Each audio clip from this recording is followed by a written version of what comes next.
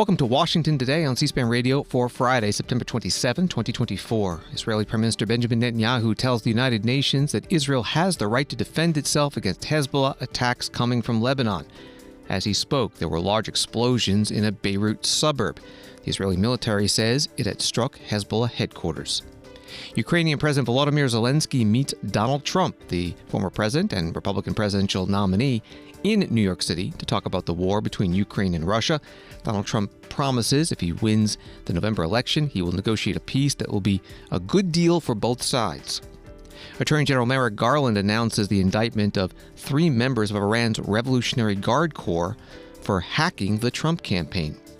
Hurricane Helene causing widespread damage in Florida, Georgia, and the Carolinas. The death toll continuing to rise. Last count from Associated Press, 40 killed. Millions of people without electricity. The governors have been holding news conferences with updates on the recovery. The election for New Hampshire governor is one of the closest in the country. We'll hear from the major candidates and talk with the Hill's campaign reporter Jared Gans and former House Speaker Newt Gingrich on today's 30th anniversary of the signing of the 1994 Republican Party legislative agenda and campaign platform that was known as the Contract with America. And AP reports the Israeli military said Friday it struck the headquarters of Hezbollah in Beirut, where a series of massive explosions leveled multiple buildings and sent clouds of orange and black smoke into the sky in the biggest blast to hit the Lebanese capital in the past year. At least 2 people were killed and dozens were wounded, Lebanon's health ministry said. That was from AP. At the same time, the Prime Minister of Israel, Benjamin Netanyahu, was addressing the United Nations General Assembly, saying that Hezbollah militant actions require an Israeli response. They fired those rockets and missiles after they placed them in schools, in hospitals, in apartment buildings, and in the private homes of the citizens of Lebanon. They endanger their own people. They put a missile in every kitchen, a rocket in every garage. I said to the people of Lebanon this week, get out of the death trap that Hezbollah has put you in. Don't let Nasrallah drag Lebanon into the abyss. We're not at war with you. We're at war with Hezbollah, which has hijacked your country and threatens to destroy ours. As long as Hezbollah chooses the path of war, Israel has no choice, and Israel has every right to remove this threat and return our citizens to their homes safely. And that's exactly what we're doing. The Israeli Prime Minister Benjamin Netanyahu before the United Nations General Assembly at the UN in New York City. An article from Times of Israel, the Prime Minister said late Thursday that Israel shares the aims of the U.S.-led initiative for a temporary ceasefire with Hezbollah, after he was pilloried within his coalition for privately assenting to the plan and subsequently renouncing it. The Prime Minister's office issued a clarification after statements from both the U.S. and France that Israel had indicated it would support the 21-day truce proposed by Washington and Paris on Wednesday. That was from the Times of Israel. The Prime Minister today did not mention that ceasefire proposal in his UN speech. One of the overall themes of the speech was that Israel is not only fighting individual wars, but fighting one big war coordinated by Iran. The curse of October 7th began when Hamas invaded Israel from Gaza. But it didn't end there.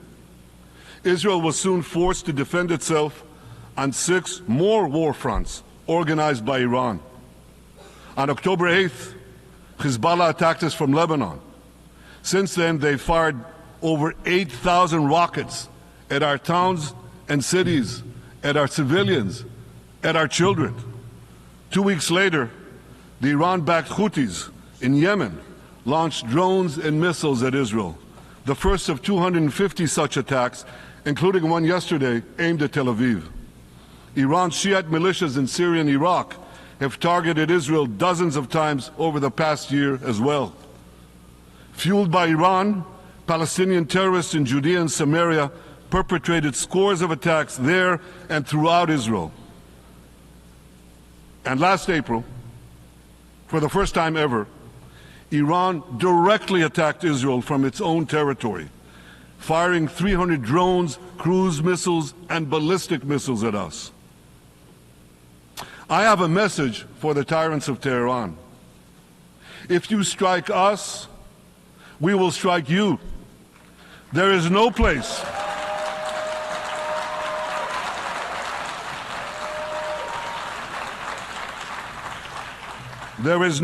in Iran that the long arm of Israel cannot reach, and that's true of the entire Middle East.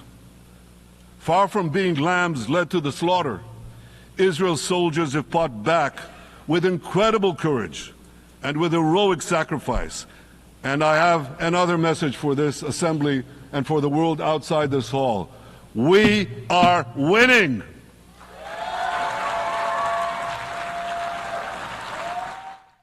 Israeli Prime Minister Benjamin Netanyahu at the UN General Assembly. He also called for a renewal of the 2020 Abraham Accords and a peace agreement between Israel and Saudi Arabia, and criticized the United Nations for consistently, in his view, unfairly opposing Israel. The singling out of the one and only Jewish state continues to be a moral stain on the United Nations. It has made this once respected institution contemptible in the eyes of decent people everywhere. But for the Palestinians, this UN House of Darkness is home court.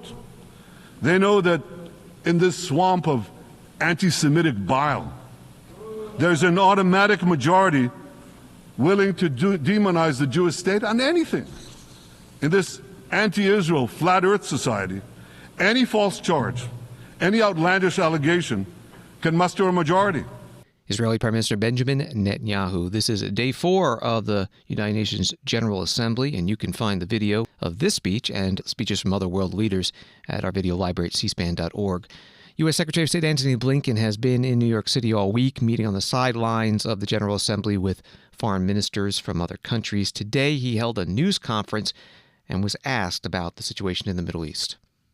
Mr. Secretary, a senior Israeli official just briefed the press on today's operation and why they are still going into Lebanon. The senior official said that their intel told them that there was a plan to encircle Israel and eliminate Israel by 2040, that Sinwar on October 7th jumped the gun, that they have been defending themselves ever since, that they feel that Nasrallah was the key, the linchpin to all of this, and to Hezbollah, that after a year they felt that they had to get people back in their homes, that they went after Nasrallah, and in today's strike were targeting him. Clearly, they don't know what they've achieved. They still feel that when in the military you have momentum, that you have to keep going, that they will be a lot farther along in their operation if it turns out that this was successful in their terms today, but that they still, he said, the official said, still have to keep going, and they are not ready to pause. From your conversations, what is your perspective about whether Israel continuing with this operation and not going in on the ground, which they said is not preferable, but if doing this in what they consider a targeted way is a legitimate response to what they see as an existential threat, or if there is another alternative, a diplomatic alternative? Andrea, I will let Israel speak to their operations and their objectives. It's not my place. The American objectives and the American policy. Look, we and many others have been clear about what we see to be the best path forward. And the objective that Israel has in the first instance in Lebanon is an important and legitimate one. It's creating an environment that's secure enough to enable people to return home, because remember what happened starting October 8th. Hezbollah started lobbing rockets and missiles into Israel, trying to create another front in the war. And Israel, of course, had to respond to that. And in the process, tens of thousands of people had to evacuate their homes in northern Israel. Villages and homes were destroyed. Southern Lebanon. And so we have large populations, both in Israel and in Lebanon, who've been forced from their homes. And it is a legitimate and important objective for Israel to, again, create an environment in which people can get back to their homes. The question is, what's the best way to do that? What is the most effective, sustainable way to do that? We believe, many other countries who joined us in putting out a call for a ceasefire for 21 days believe that the best way to do that is through diplomacy, through a ceasefire, and then reaching an agreement that pulls back forces from the border and gives people the confidence that they can go back to their houses, that the kids can go back to school. So we believe that's the best path forward. And the Israelis put out a statement earlier today sharing that they share the aims of the call that we put out, again, with the G7, with the EU, with key Arab partners. So the question is not, does Israel have a right to defend itself against terrorism? Of course it does. The question is not, does Israel have a right to deal with existential threats to its security and enemies across its borders with the avowed intent to destroy Israel? Of course it does. But the question is, what is the best way to achieve its objectives, to reach enduring security? And in this instance, with regard to Lebanon, what's the best way to achieve the stated objective of creating an environment in northern Israel that gives people confidence to return to their homes? As I said, we believe the diplomatic course is the best one. Secretary of State Antony Blinken at a news conference in New York City, getting a question from Andrea Mitchell from MSNBC. Another AP article, the head of the Palestinian Authority denounced Israel and its offensive in the Gaza Strip in front of world leaders Thursday, appealing to other nations to stop what he called a genocidal war against a place and people he said had been totally destroyed. Mahmoud Abbas used the rostrum of the UN General Assembly, as he typically does, to criticize Israel, but this was the first time he did so since the October 7, 2023 attacks by Hamas on Israel that triggered an Israeli military operation that has devastated the Gaza Strip. That was from AP. Here's Mahmoud Abbas on Thursday. We have repeatedly warned here in the General Assembly that the situation in the occupied land of the State of Palestine warns of an explosion, and this explosion has happened. It happened on October 7th of last year, and afterwards. And from the very first day, I stressed the need to immediately stop the war. I condemned the killing of civilians, regardless of who they are, and regardless of what side they were on or any people they were from. I demanded the release of prisoners and those detained by both sides. There is no need to detain women, children, and the elderly. We've said this repeatedly.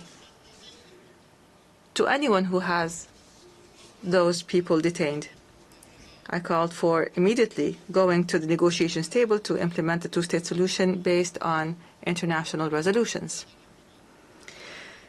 But instead of heeding the voice of reason, the Israeli government took advantage of what happened to launch an all-out war of genocide against Gaza.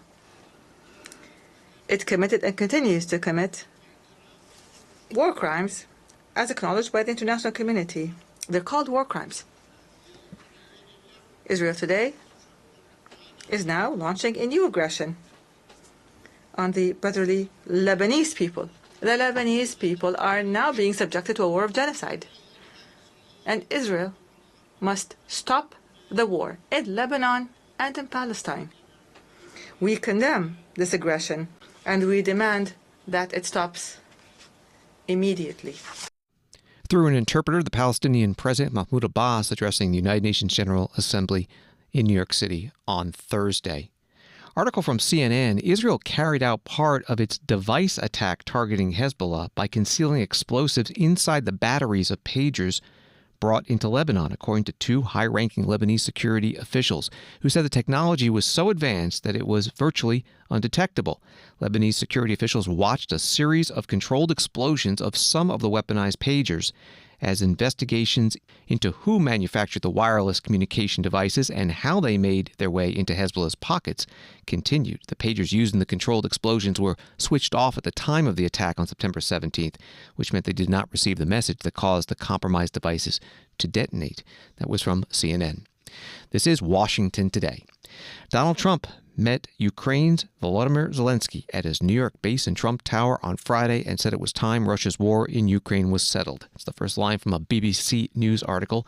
It goes on, the Republican presidential nominee has repeatedly criticized the Ukrainian leader on the U.S. campaign trail, and a meeting between the pair had seemed unlikely until hours before.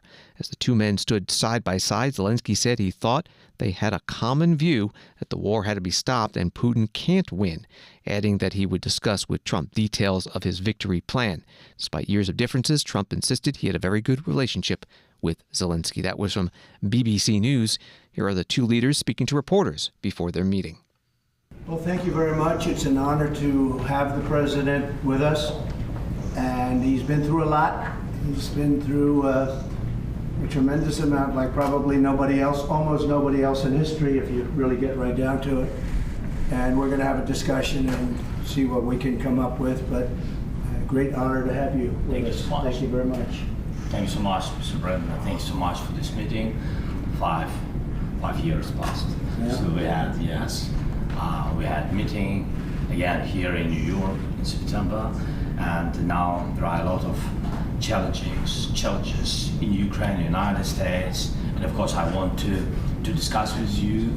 I think where we are together, I think we have a common view that the war in Ukraine has to be stopped and Putin can't win and Ukrainians have to prevail, and I want to discuss with you the details of our plan of victory. My honor. Thank you so much. Thank you very much, everybody. Thank you. Thank you very much. You have a question for the president? Anybody? Why did you decide to meet? I think it's me, or Both of to you. both us. Okay, thank you so much. First of all, it's very important to share all the plan, all our steps, how we can strengthen Ukraine. And of course, we have to decide it now. Because after November, we don't know who is. Only Americans decide who will be the president. But we understand that till November, we can't stop Putin. We have to do it. We will try on the battlefield with our heroic soldiers. But we understand that after November, we have to decide. And we hope that the strength of the United States will be very strong. And we count on it. That's why I decided to meet with both candidates with all honor to them. Thank you. Mr. President, Mr. President Trump, so what are your expectations about this meeting? So what I expect to hear from the President Zelensky, and what are your expectations? Say it a little louder, please. What are your expectations from this meeting? What do you expect to hear from Mr. Nothing. President? Look, this is a meeting, and we have a big race going on right now. I guess 37 days left, and we're leading in the polls, and so we'll see how it all works out. Hopefully it'll work out, but if it does, we're going to work very much with both parties to try and get this settled and get it worked out. It has to end at some point. It has to end. He's gone through hell, and this country has gone through hell like few countries have ever, like it's happened anywhere. Nobody's ever seen anything like it. It's a terrible situation. And I will say I have had a great relationship. It was very honorable. I don't even know if you know this, but when they did the impeachment hoax, it was a hoax, just a Democrat hoax, which we won.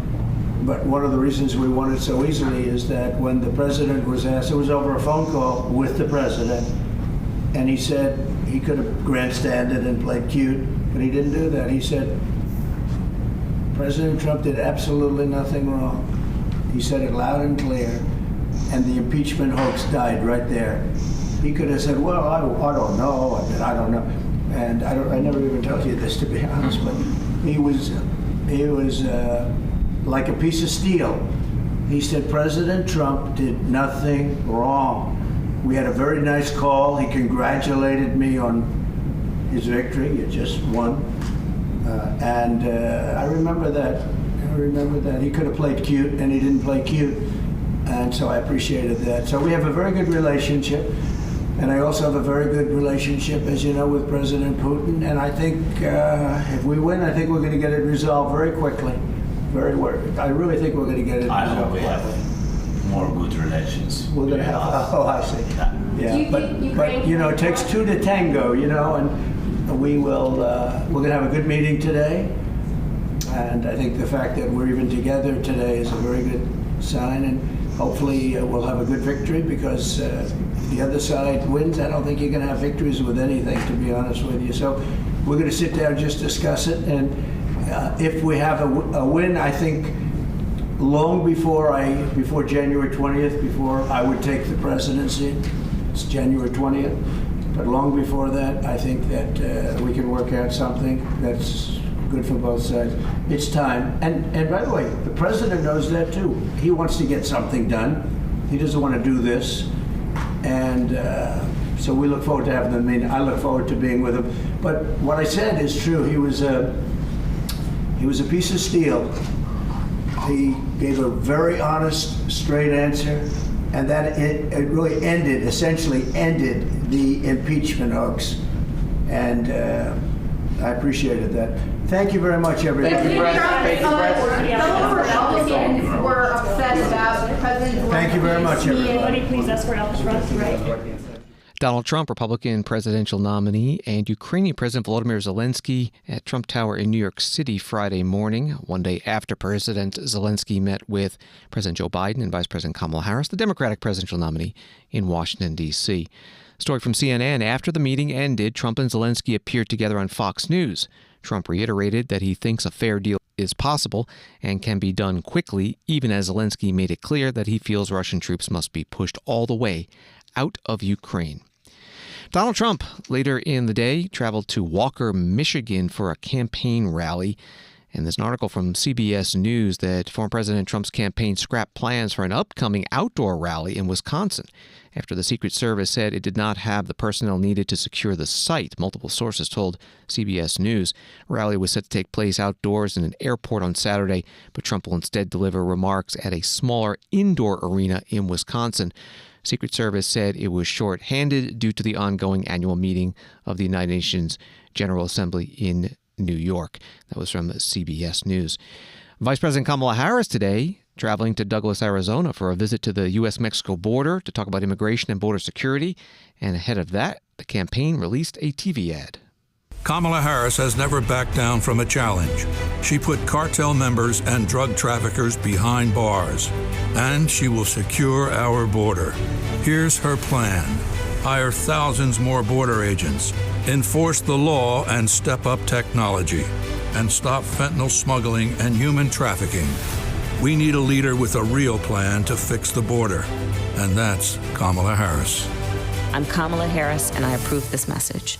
An ad released today, an AP article about Vice President Harris's visit today to the border in Arizona. Immigration and border security are top issues in Arizona, and the only battleground state that borders Mexico, and one that contended with a record influx of asylum seekers last year.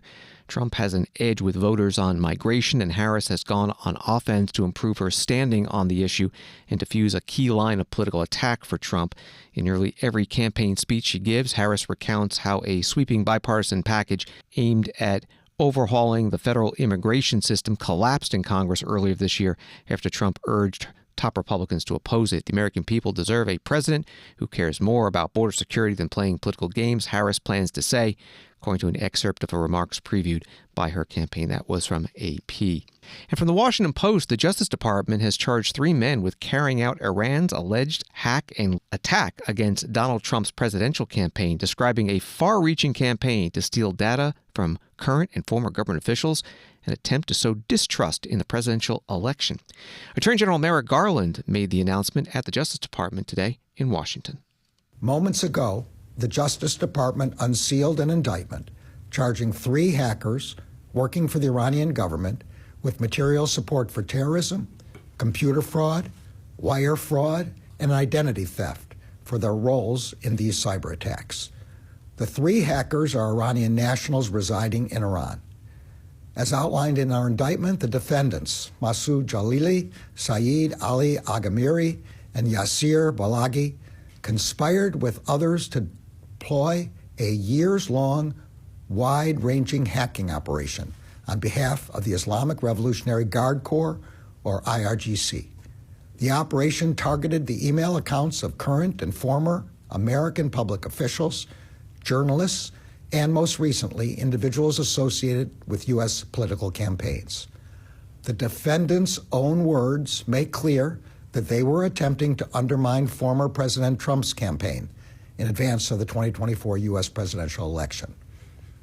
We know that Iran is continuing its brazen efforts to stoke discord, erode confidence in the U.S. electoral process, and advance its malign activities through the IRGC, a designated foreign terrorist organization.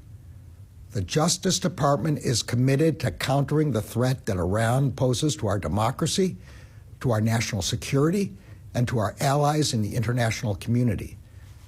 As we approach the upcoming election, I want to reiterate that the Justice Department will not tolerate attempts by Iran or by any foreign power to interfere in our elections and undermine our democracy. Together with our partners across the federal government, we will use every tool we have to counter and disrupt the efforts of Iran, as well as Russia and China, to exploit our democratic system of government. The message of the U.S. government is clear.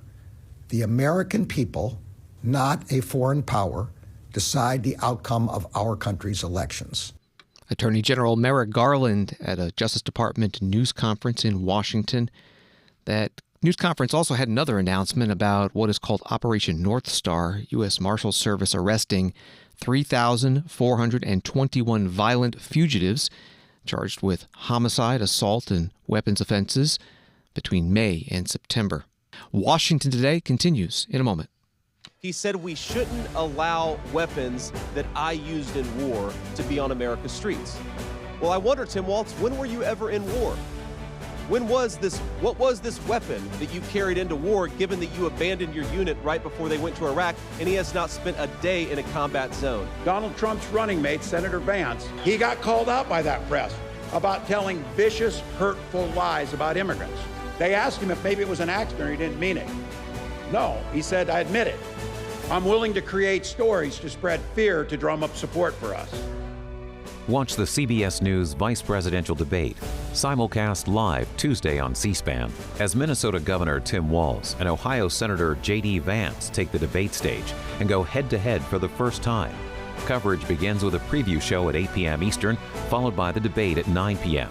The CBS News Vice Presidential Debate, simulcast live Tuesday on C-SPAN. C-SPAN, your unfiltered view of politics.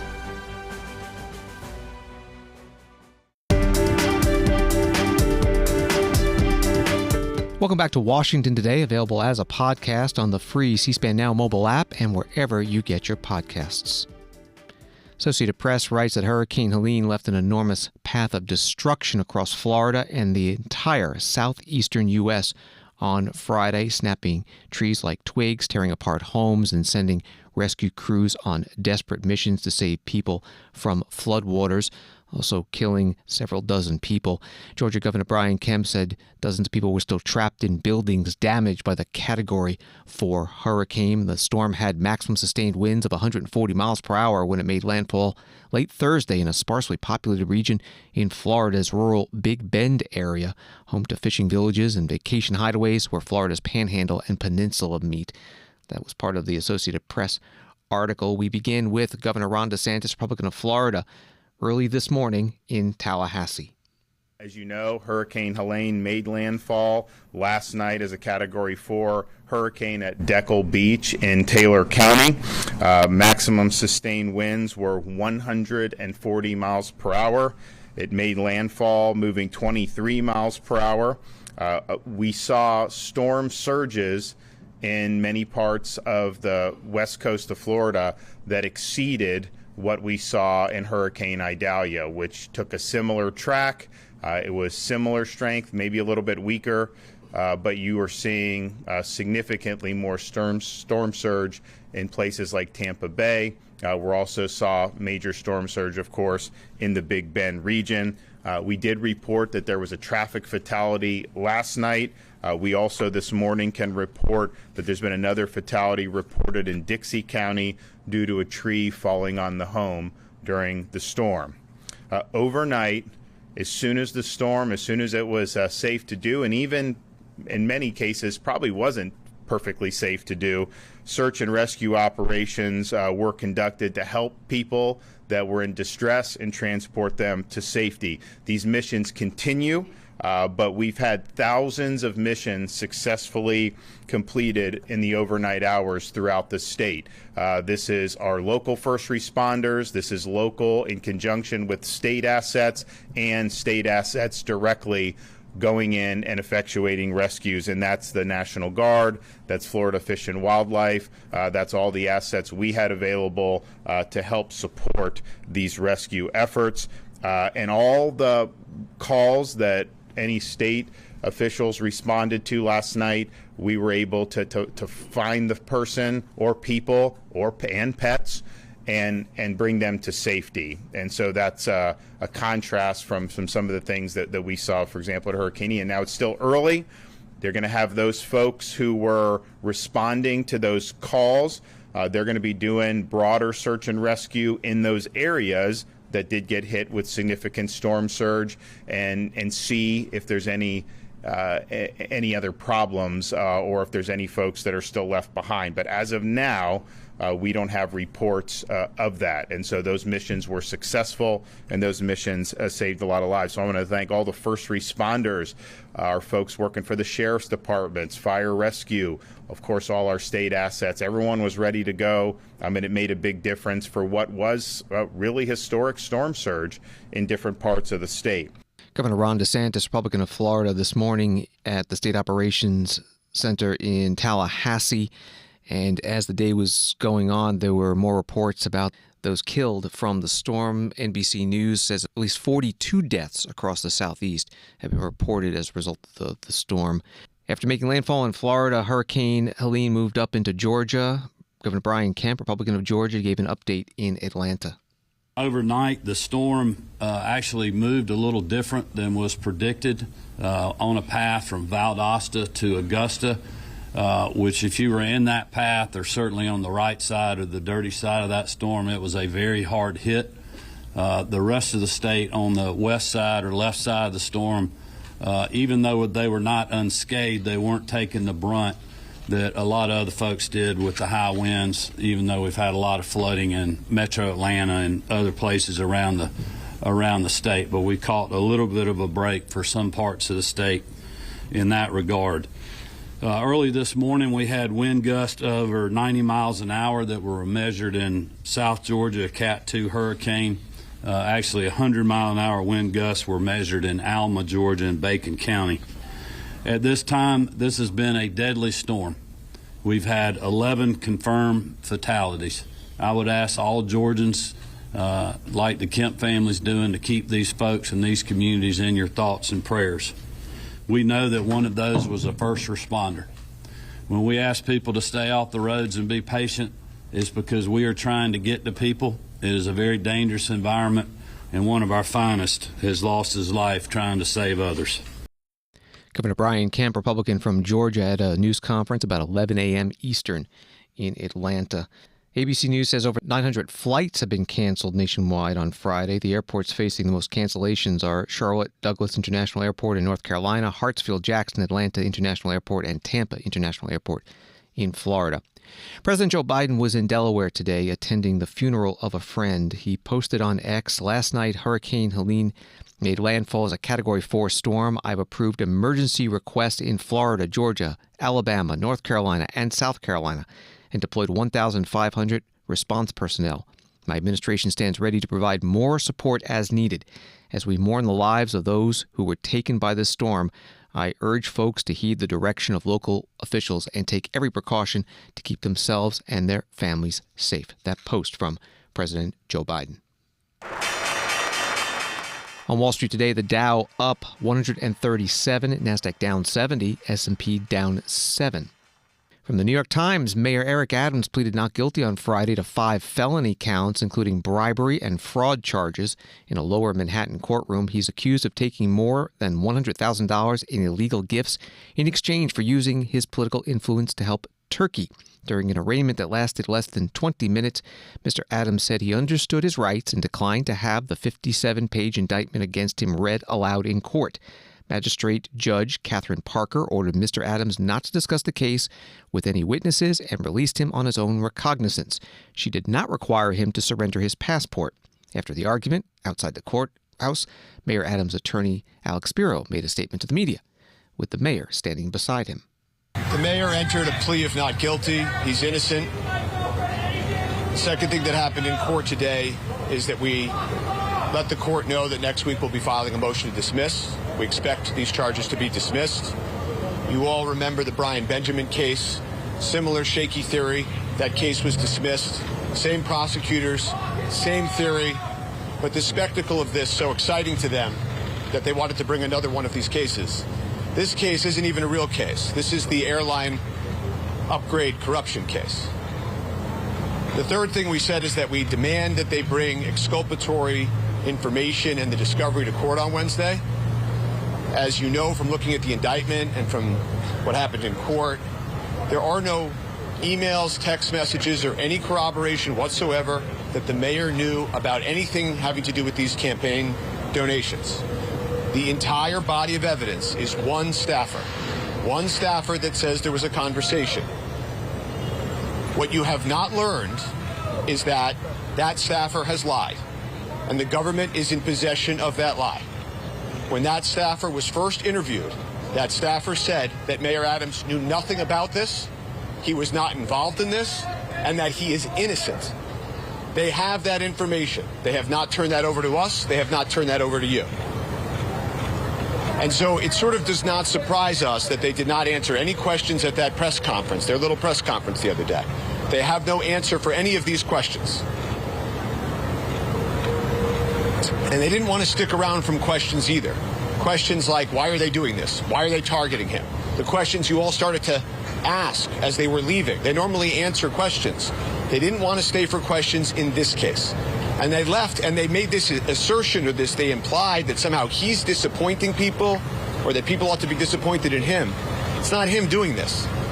It's the other government that everybody should be disappointed in, bringing this case against the sitting mayor. I don't have anything further today, and thank you all. If Hochul calls on you to resign, will you? Did you take free hotel room? Outside the courthouse in New York City, Alex Spiro is the attorney for New York City Mayor Eric Adams, a Democrat. The mayor standing beside him. This was after the arraignment. Story from Politico. Congressman Jerry Nadler called for New York City Mayor Eric Adams to resign after he was charged with accepting illegal foreign contributions and engaging in wire fraud and bribery. Nadler wrote in a Friday social media post, "There are questions of whether the mayor can continue to effectively lead our city as mayor at this time. My belief is that the mayor has lost the ability to effectively lead the city of New York, and therefore he must resign." The article from Politico says that he noted that Adams was also entitled to his due process rights and says that Nadler, the dean of the New York Democratic House delegation, joins Congresswoman Alexandria Ocasio-Cortez, the only two Democratic members of the delegation, to unequivocally call for Adams to step down. Story from The Hill. Democrats in New Hampshire see their best opportunity in years to flip the governor's mansion in what is shaping up to be among the most competitive races for a state executive position this cycle. Outgoing Governor Chris Sununu, a Republican, decided against seeking another term this year after holding the position for 8 years. He has now thrown his support behind Republican former Senator Kelly Ayotte, who is set to take on former Manchester Mayor Joyce Craig, a Democrat. That was from thehill.com. And in a couple of minutes, we'll talk to the reporter who wrote that article. First, here is Kelly Ayotte and Joyce Craig at a New Hampshire governor's debate in Nashua, New Hampshire on Tuesday. This is a very important election for New Hampshire. And I think you've heard this morning that there are fundamental differences in what we see for the future of this state between myself and Joyce Craig. I believe the last 8 years under Governor Sununu have been tremendous. The New Hampshire is meeting top metrics in so many areas. We're the #1 state when it comes to return on taxpayer investment. We are the #1 state on child well-being. We are the #1 state on public safety, opportunity, personal and economic freedom. We have the lowest tax burden in the nation. We have the lowest poverty rate in the nation. The Sununu path is working. It's working for businesses. It's working for individuals. It's working for the people of this state. I'm going to keep us on that path. And we're going to keep New Hampshire moving in the right direction to make sure that our state remains safe, prosperous, and free. Mayor Craig would like to take us in a very different direction. She thinks that the Massachusetts model is a better model for New Hampshire. I couldn't disagree more. As mayor, Mayor Craig proposed a tax increase every year in office. She overrode the tax cap. She failed that city. Recently, I had a meeting of downtown business owners in Manchester. This is how they described her leadership: inaccessible, not responsive, not focused enough on public safety. Mark my words, if Joyce Craig makes it to that corner office in Concord, we can kiss the New Hampshire advantage goodbye. I'm not only going to protect our New Hampshire advantage, we're going to strengthen it. We're going to work together to fix our housing crisis. We're going to strengthen our mental health system. We will support our teachers and continue to improve our education system. New Hampshire is a beacon for the region and the nation, and I will work with all of you to make sure New Hampshire is even stronger. Thank you for having me today. Mayor Craig. Thank you. I want to thank the Nashua Chamber for hosting and for all of you for being here. You know, we live in a state that is brimming with potential, and I'm running for governor to ensure we're strengthening our local communities and making sure that every resident in our state has the opportunity to succeed. There is a lot on the line this election. Too many families and communities are being left behind. I am the only candidate that has the executive experience, that understands what's happening at the local level, and who has a track record of getting things done. So as your governor, I will make sure that we are building those 60,000 homes and apartments and condos that are needed so that our young people, our seniors, and our hardworking families can afford to live here. I will strengthen our public education and make sure public schools are funded and that we have an education commissioner who understands and appreciates public education. As I did as mayor, I will ensure our communities are safe and that our police officers have the resources and supports they need to keep families safe across our state. We will tackle climate change and decrease energy costs for families and businesses. And I'll work with the business community and the college and university system, as I did with winning the Build Back Better Regional Challenge that led to Manchester and Nashua being a tech hub. It's a game changer for our state, and I will always protect reproductive freedom in New Hampshire. Not only protect, but expand reproductive access. You heard a lot today, and I will just underscore that you cannot trust what Kelly Ayotte is saying. She is saying anything to be elected. Look at her record before you vote. I just went through everything that I am looking forward to providing to you as residents and businesses in this state. And I want to say that we will do all of that without a sales or an income tax. Thank you. I ask for your vote on November 5th. New Hampshire governor's debate in Nashua, New Hampshire on Tuesday. Jared Gans, the Hill campaign reporter, has been following this race and joined us now. Thanks for being with us. Why is this election so close? All right, so this is likely going to be one of the closest, if not the closest, governor's race of any in the country this year. And a big development for the state is that Chris Sununu, who has been the governor since 2017, he's been a very popular governor, and he has decided to not seek re-election. And his choice to not run for another term is really what opened this up, that it really does seem to be an open race. The polls have shown really a close battle between the Republican Kelly Ayotte and the Democrat Joyce Craig, and most election forecasters rate this as a toss-up, and a lot of it does really go towards Sununu's decision to not run again, really giving both parties a chance here. Are both candidates well known in the state? And so both definitely have some history and some familiarity among New Hampshire voters. Kelly Ayotte was a former senator who served a term back in the mid-2010s, and she had run for a second term back in 2016 and very narrowly lost the race by less than 1 point. Joyce Craig is the former mayor of Manchester, which is the largest city in New Hampshire, and it does seem, at least right now, that Ayotte has a bit of an advantage in name recognition. She served the entire state, whereas Craig only served one city. But you can expect that as we get closer to Election Day, the difference in name ID will at least close a bit. What issues have been most front and center in this race? So on the Democratic side, one issue that's been very poignant in races across the country that we've seen for the past 2 years has been abortion. Joyce Craig has made a big part of her campaign. She has criticized Kelly Ayotte, arguing that she is going to be threatening for reproductive rights, pointing to past incidents where Ayotte called for overturning Roe v. Wade and voting in favor of defunding Planned Parenthood. And Craig has argued that if Ayotte is elected, that could threaten reproductive rights in the state of New Hampshire, where they currently are protected up to 24 weeks.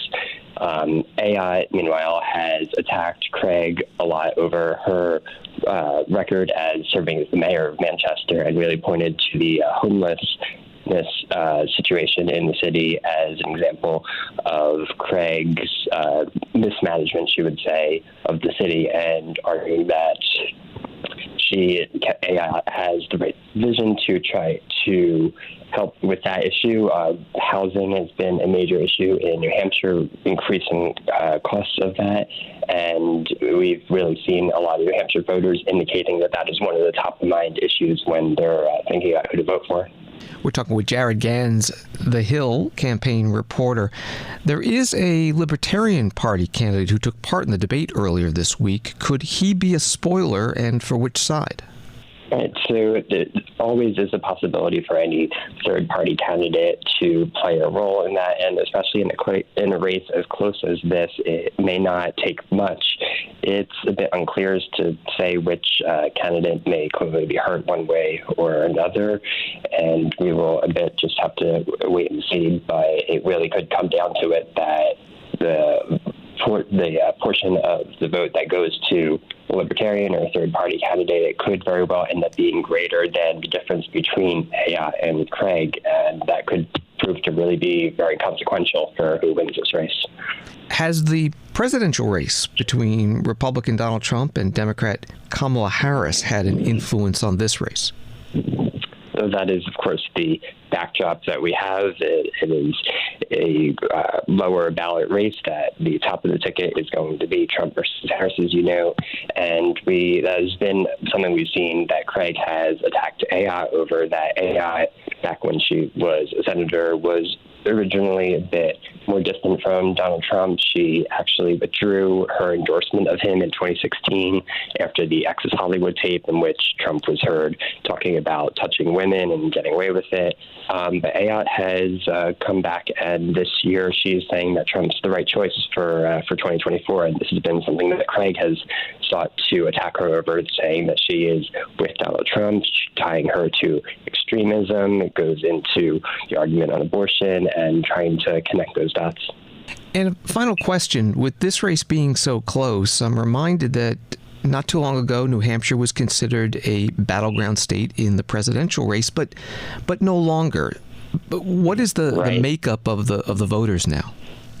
Right, absolutely. So this was something that we started to see as President Biden was faltering a bit nationwide, that a number of states which are not the top of mind swing states, but are also not the most solidly blue states like New Hampshire, like Minnesota, they started to appear that they might be in play a bit, that polls were showing at least a tighter margin between Biden and Trump. But something that's changed since Biden stepped aside and Vice President Harris became the Democratic nominee is these states have shifted back a bit, that the polling is now showing similar numbers to what we usually would expect the margins to be for a Democratic candidate.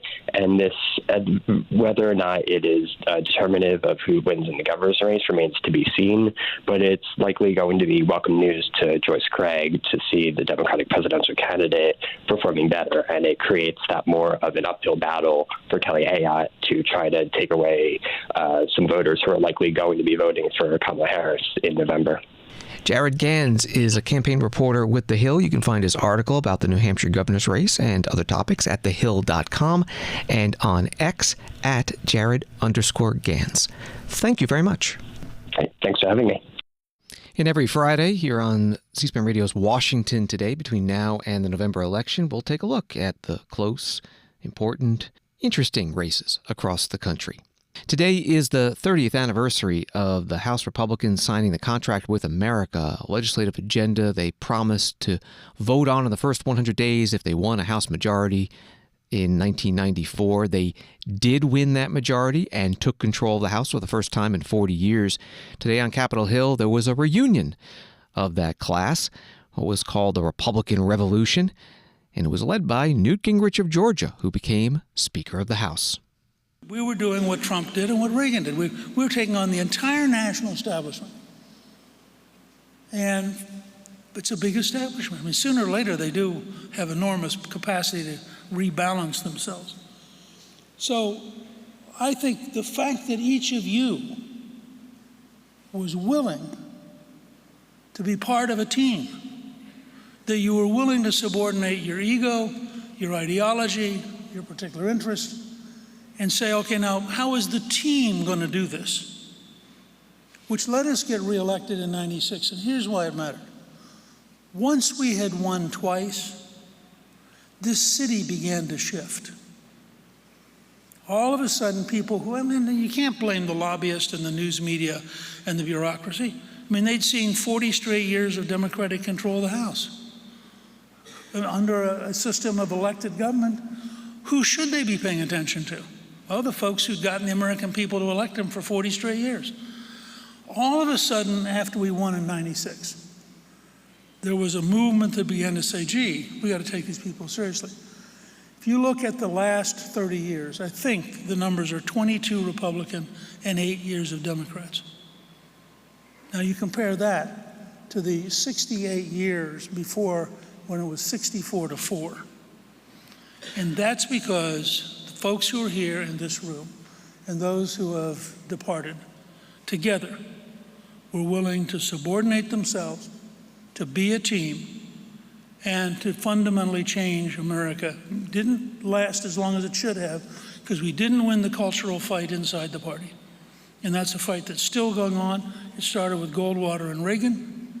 We picked it back up in '94, and Trump picked it back up in '16. And it's the same fight. You're either for profound reform because the system is extraordinarily corrupt, or you're for working inside the system even though it's corrupt.